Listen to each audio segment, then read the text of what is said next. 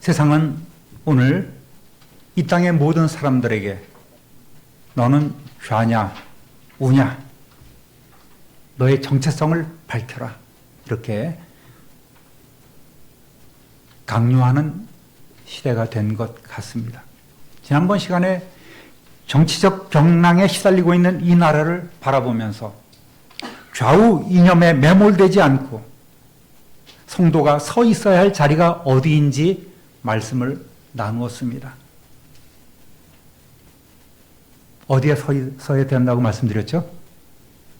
성도는 먼저 기도의 자리에 서 있어야 된다 이렇게 말씀을 드렸습니다. 하박국 선지자는 하나님의 뜻을 알기 위해서 기도의 자리에 섰습니다. 요약하면 BC 7세기 후반 아수르라는 나라를 그 강대국을 누르고 신흥 제국인 바벨론이 일어납니다. 정복군주는 바로 느부갓네살이라는 왕이었습니다. 그는 승승장구하면서 당시 세계를 정복해 나갑니다. 이때 유다는 히스기야 왕 이후에 그 아들 므낫세가 50년 나라를 망쳐먹고 또 그 아몬이 학정으로 인해서 온 나라가 악이 가득하면서 폐역과 겁탈과 강포와 분쟁이 끊어지지 않는 그런 나라로 전락해버리고 말았습니다. 하나님의 율법이 해이해지고 악인이 의인을 짓밟음으로써 공의가 땅에 떨어졌습니다. 한마디로 나라 개판됐습니다. 북이스라엘은 이미 망해버렸죠. 남유다 요시야 왕은 모처럼 그 우상 숭배로 타락했던 유다 왕국에서 종교개혁을 단행하고 나라 안팎으로 회복과 부흥의 전치를 열심히 다졌지만 그러나 그 열매를 얻기도 전에 남쪽에서 북진해서 저 아수르란 나라를 우리가 좀 깨뜨려야 되겠다고 작정하고 올라오는 애굽 왕 바로느고 왕과 무깃도에서 싸우다가 그만 전사해버리고 맙니다. 그 이후로는 완전히 이제 나락으로 굴러떨어지고 있죠. 여호아스, 여호야김, 또 시드기야 왕까지 줄줄이 망할 때까지 악의 악을 거듭하다가 결국 BC 586년에 바벨론에게 멸망당하고 맙니다. 이렇게 나라가 위태로울 때 정의감에 불타던 이 하박국은 하나님 앞에 선지자답게 부르짖습니다. 하나님, 언제쯤 하나님께서 그 공의를 회복해 주시고 이 나라를 돌아보시고 도탄에 빠진 이 백성들을 돌아보아 주실 것입니까? 언제쯤 우리가 회복되겠습니까? 왜 저렇게 악인들이 위로부터 바닥까지 활개치면서 의인들을 못살게 구는데 그거를 하나님 보고만 계십니까? 이 죄악 세상을 왜 그렇게 방치하고만 계십니까? 하나님, 이래서는 안 되지 않겠습니까? 저토적, 사기꾼 같은 놈들, 강도 같은 놈들, 우상숭배하는 놈들, 당장 좀 손 좀 봐줬으면 좋겠습니다라고 이렇게 열심히 하나님 앞에 기도하는 거예요. 핵심은 뭡니까? 하나님이 도무지 그 기도에 응답하지 않으니까 답답한 거예요. 그래서 지난번 설교 때 제목이 뭐였어요? 하나님, 고맙습니다. 다 잊어서. 답답합니다. 이런 제목으로 나눴잖아요. 그런데 하박국이 그렇게 가슴 아파하면서 또 울부짖으면서 드린 이 기도에 대한 하나님의 응답이 드디어 왔어요. 그것이 오늘 우리가 다루어야 될 말씀입니다. 그런데 이 하나님의 응답이 굉장히 하박국 선지자를 당황스럽게 합니다. 하나님의 기도 응답은 하박국 선지자의 뜻대로 나라가 회복되고 부정과 부패, 타락상이 완전히 이제 사라지고 정결하게 되고 또 온 백성들이 이제 잘 사는 나라로 그렇게 회복되었으면 좋겠는데 어이없게도 이때 당시 남유다의 가장 큰 위협이 되는 그 바벨론을 통해서 내가 니들 유다 나라 싹 쓸어버릴 거야. 내가 너희들에게 맴매를 해줄 거야. 그렇게 말씀하고 있는 거예요. 바벨론 사람을 일으켜서 유다보다 빠른 군마로 저녁 이리보다 사납게 마치 먹이를 움켜쥐려 하는 독수리의 나름과 같이 내가 너희 유다를 쳐버리겠다고 이렇게 말씀하고 있는 거예요. 지난번에 이 말씀을 우리가 다뤘지 않습니까? 이때 하박국 선지자의 반응은 어땠을까요? 따라합니다. 설마요? 경고용이지요? 네. 하박국 선지자가 많이 당황했습니다. 12절 한번 함께 읽어보겠습니다. 선지자가 이르되 여호와 하나님 나의 거룩한 이시여 주께서는 만세 전부터 계시지 아니하시니까 우리가 사망에 이르지 아니하리이다. 여호와여 주께서 심판하기 위하여 그들을 두셨나이다. 반석이시여 주께서 경계하기 위하여 그들을 세우셨나이다. 무슨 내용입니까? 에이 설마 하나님, 저희는 하나님의 택하신 백성들이니 죽지 않을 거 맞죠? 말씀만 그렇게 하시는 거지 실제로 우리를 뭐 이렇게 멸망시키려거나 그러진 않을 거 아닙니까? 좋아요, 하나님. 우리의 잘못이 있어서 징계를 받는다 치고요. 그러면 하나님께서 이 세상을 심판하심에 왜 의인을 통해서 그들을 심판하시고 정죄하지 않으시고 왜 우리보다 더 악한 저 갈대한 놈들을 통해서 우리를 벌하려 하시는 겁니까? 저 이해 못하겠네요. 그들로 우리가 정신 차리도록 좀 경고하고 겁만 주려는 것, 그거 하나님 뜻이죠. 그것이 속내는 그건 맞는 거 아니겠습니까? 이렇게 하박국 선지자가 하나님 앞에 기도하는 거예요. 자, 1장 13절 14절 읽어보겠습니다. 주께서는 눈이 정결하심으로 악을 참아보지 못하시며 패역을 참아보지 못하시거늘 어찌하여 거짓된 자들을 방관하시며 악인이 자기보다 의로운 사람을 삼키는데도 잠잠하시나이까? 주께서 어찌하여 사람을 바다의 고기 같게 하시며 다스리는 자 없는 벌레 같게 하시나이까? 계속해서 읽습니다. 바벨로니아 사람들이 낚시로 사람을 잡아 그물로 끌어올려놓고 기뻐하며 즐거워합니다. 다시 시작. 그가 낚시로 모두 낚으며 그들로 잡으며 투망으로 모으고 그리고는 기뻐하고 즐거워하며 그물에 제사하며 투망 앞에 분향하오니 이는 그것을 힘입어 소득이 풍부하고 먹을 것이 풍성함의 대민이이다. 그가 그들을 떨고는 계속하여 여러 나라를 무자비하게 멸망시키는 것이 옳으니까.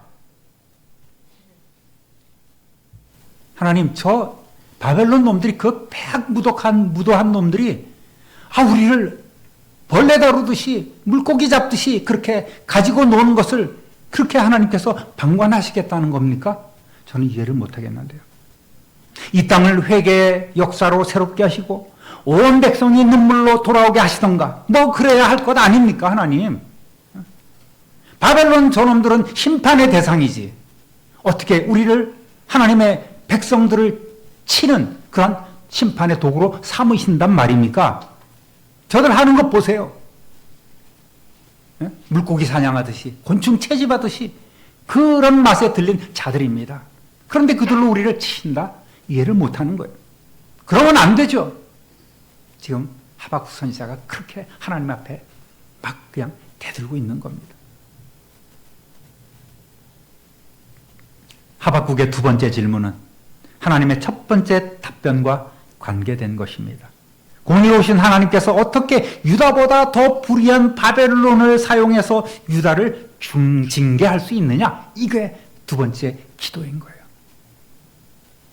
하나님, 말이 안 되죠? 하나님, 생각해 보세요. 이렇게 하박국 선지자는 기도하고 있습니다. 따라합니다. 기도에 응답하소서. 하박국 선지자는 이렇게 질문하고 하나님의 다음 대답을 기다리고 있습니다. 2장 전체가 하나님의 응답인데 한 줄로 요약해보면 내가 그놈들도 심판할 거야. 이 내용이에요.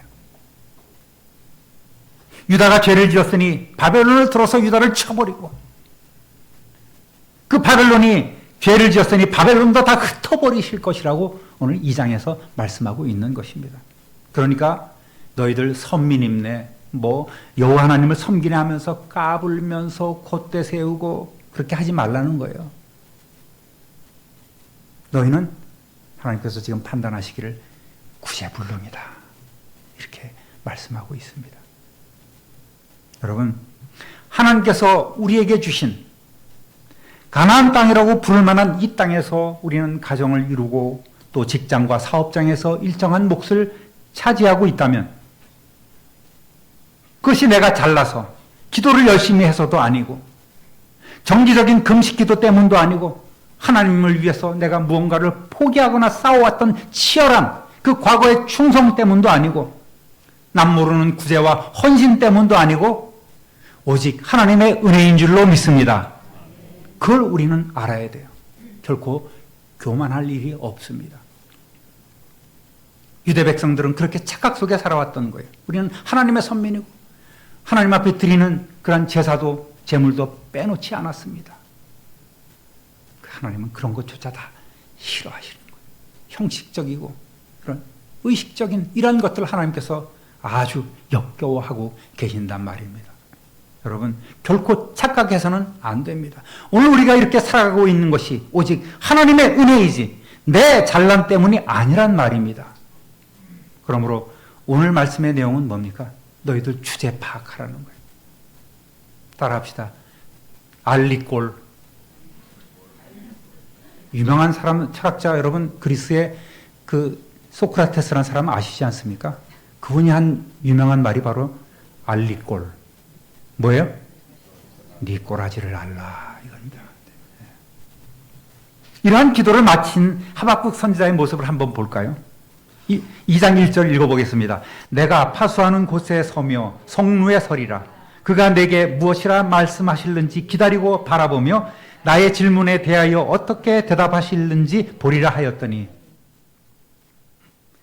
내가 보초처럼 서서 두 눈으로 똑바로 뜨고 지키겠습니다. 예, 제가요 망대 위에 서 있겠습니다. 주께서 내게 무슨 말씀을 하실지 내가 기다리겠습니다. 내가 호소하는 것에 주께서 어떻게 대답하실는지 제가 기다리겠습니다. 하박국은 하나님의 대답을 듣기 위하여 파수하는 곳과 그 성루로 높은 성루에 올라가서 기다렸습니다. 기다리고 바라보겠다고 고백하고 있는 거예요. 그런데 뉘앙스는 그렇지 않습니다. 하나님, 정말 저는 이해를 못하겠어요. 저를 한번 납득시켜 주세요. 그거예요. 제가 이해하도록 하나님 말씀해 주세요. 두고 봅니다. 지금 이러고서 망루에 올라가서 하나님의 응답을 기다리고 있단 말입니다. 어쨌든 중요한 것은 하박국은 더 이상 그런 문제를 갖고 있지 않고 그 문제를 하나님께 내어놓았습니다. 이제 공은 하나님께 넘어간 거예요. 우리의 기도도 이러한 모습이 사실은 필요합니다. 이러한 근성이 필요해요. 하나님께서 무엇이라고 대답하셨을까요? 따라합니다. 때가 있으니 기다리라. 2절 3절 읽어봅니다. 여호와께서 내게 대답하여 이르시되 너는 이 묵시를 기록하여 판에 명백히 새기되 달려가면서도 이룰 수 있게 하라.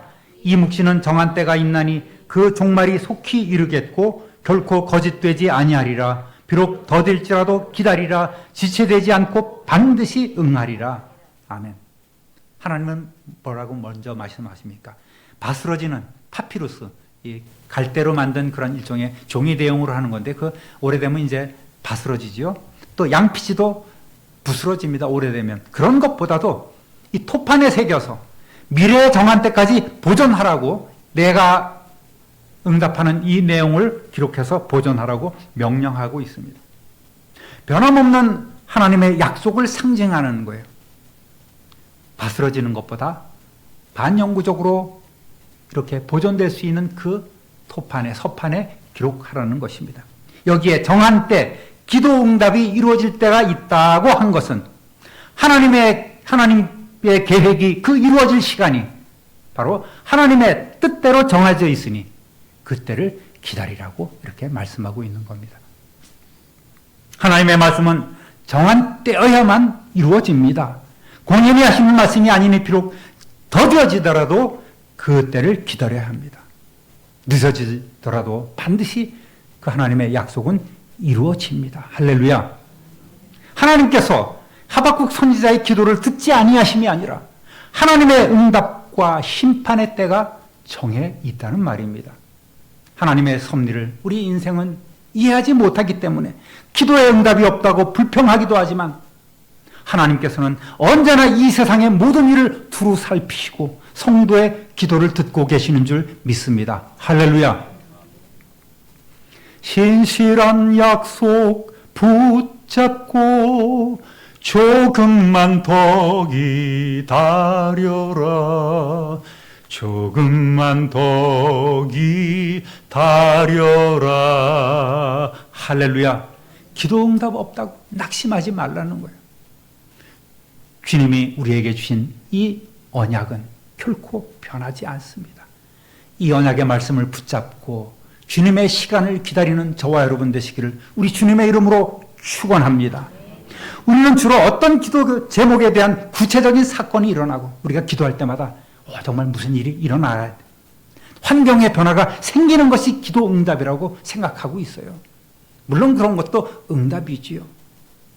그러나 내 기도에 대한 하나님의 생각이 무엇인지, 일이 어떻게 진행하실 것인지 내가 마음으로 느낄 수 있고 들을 수 있고 또 받아들일 수 있다면 그것이 진정한 기도 응답인 거예요. 때로는 무응답도 하나님의 응답인 줄 믿으시길 바랍니다. 이제 하박국 선지자가 해야 할 일은 오직 하나님의 시간을 기다리는 것입니다. 신실한 성도들은 하나님의 약속을 신실하게 믿고 기도하는 사람들입니다. 그런 성도 되시기를 주님의 이름으로 부탁드립니다. 그런데 그렇게 신실하게 신앙생활을 하고 기도 생활을 하고 있음에도 불구하고 현실은 나아지지 않아요. 어려움이 있습니다. 그러다 보니까 사람들은 자꾸만 의심을 갖고 회의감을 품게 됩니다. 이거 하나님 살아계신 거 맞아까지도 나갑니다. 성미가 급해서 그래요. 한국의 그 승질들은 세계적으로 급하기로 유명하지 않습니까?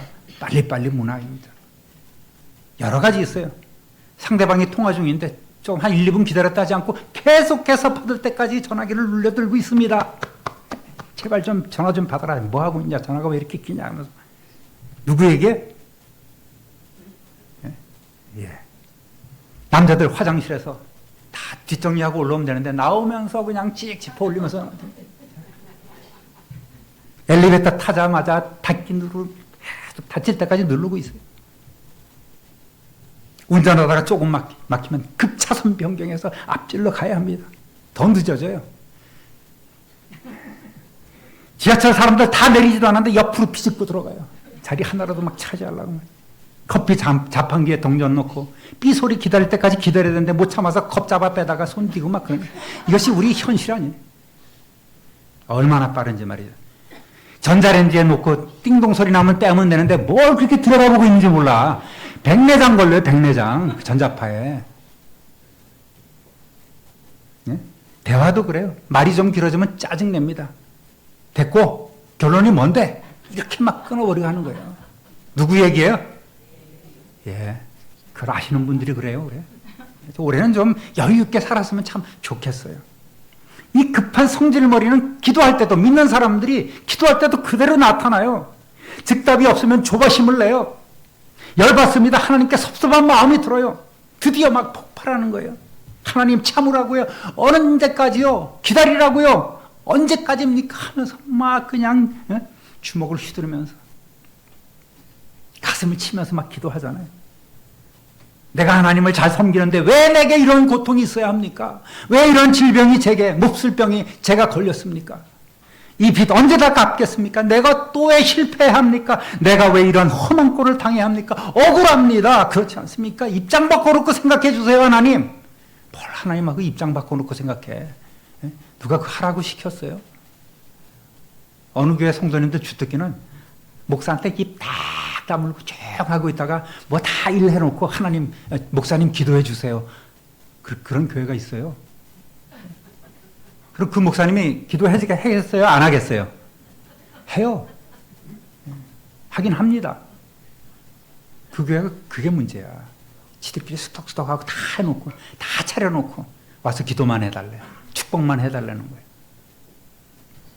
여러분, 그렇게 일 저질러 놓고 울고 불고 소리치고 주먹질을 해대가면서 막 뒹굴고 말이죠. 그러다가 짧은 시간에 뭔가가 없으면 금방 좌절해버려요. 하나님 나를 버리셨는가 하고 말이에요.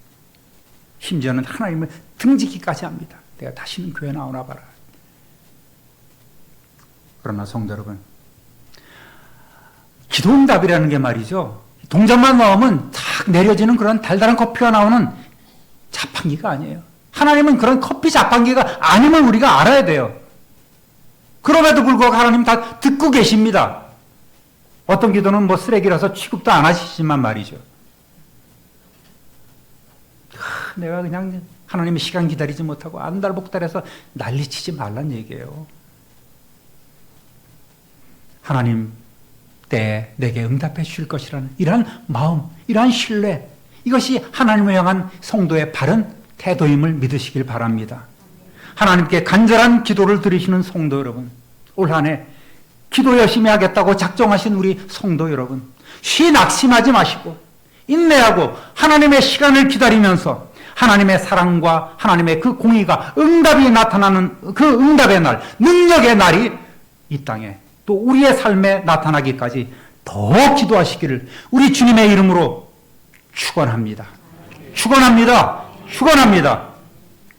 존귀하신 하나님 아버지, 때로 주님을 믿고 따르는 성도요, 백성이요, 자녀요, 청직이라고 말하면서도 기도를 잃어버리고 기도를 쉬는 때가 우리의 삶에 얼마나 많이 있습니까? 하나님께 무릎 꿇기보다는 내게 닥친 모든 문제를 해결하기 위해서 이리 뛰고 저리 뛰며 이 사람 만나고 내 도움이 어디서 올고 세상을 바라보는 일들이 얼마나 많이 있습니까? 올 한 해는 저희들 기도를 회복하기를 원합니다. 기도 회복기를 갖게 하여 주시고 기도를 잃어버렸던 자들이 다시금 기도의 분기를 갖게 하여 주옵소서. 그리하여 우리의 삶에 기도의 전성기를 이루어가는 하루하루가 되게 하여 주옵소서. 감사와 찬송과 영광을 하나님께 돌리옵고 우리의 능력이신 예수 그리스도의 이름으로 축복하며 기도드립니다. 아멘.